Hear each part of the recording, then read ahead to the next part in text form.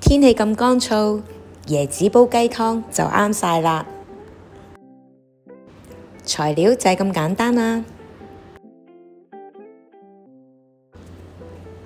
我哋呢先將材料切細佢，咁就容易煲出味啦。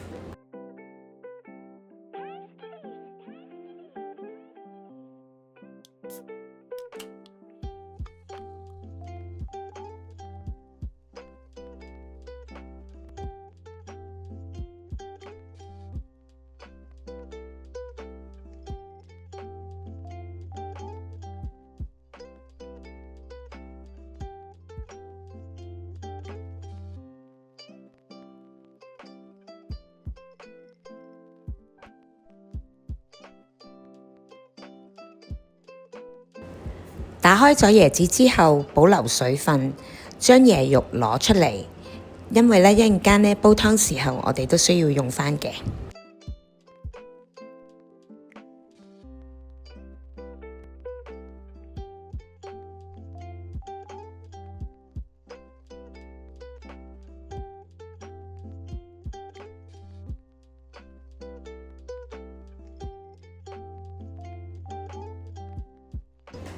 椰肉攞咗出嚟之後呢，我哋喺水裏邊沖一沖佢，沖走佢表面嘅椰殼碎。我哋用4000ml嘅水，足夠4至6人嘅份量㗎喇。水滾之後，我哋將湯料放入去，煲佢30分鐘。呢個時候呢，我哋放少少鹽喺啲雞嗰度，醃下佢。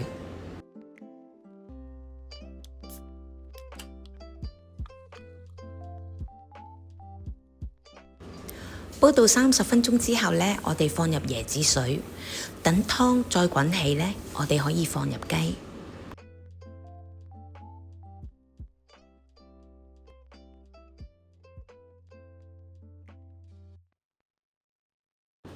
喺呢個時候呢，可以輕輕咁樣撇走面頭嘅雞油去，等湯再滾起，放入杞子煲佢15分鐘。